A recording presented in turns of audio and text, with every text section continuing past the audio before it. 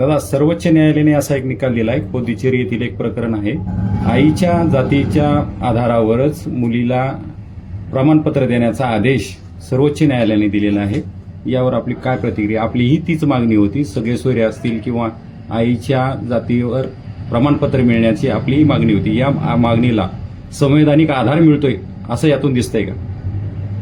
शेवटी आपल्या नात्यात आणि आपल्या ऋतुबिटी जो परंपरेनुसार जो कुळात ऋतुबिटी व्यवहार होतो ना, त्या संदर्भात माझं म्हणणं आहे की सगळे सोयरे त्या पद्धतीनं लागू झालं पाहिजे.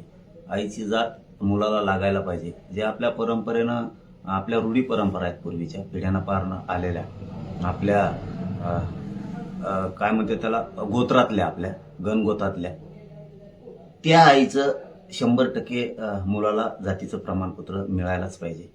आणि खरंच अभिनंदन करायला लागेल माननीय सुप्रीम कोर्टाचं की त्यांनी हा आईच्या जातीचा निकाल दिलाय की आईची जात सुद्धा मुलाला लागलीच पाहिजे.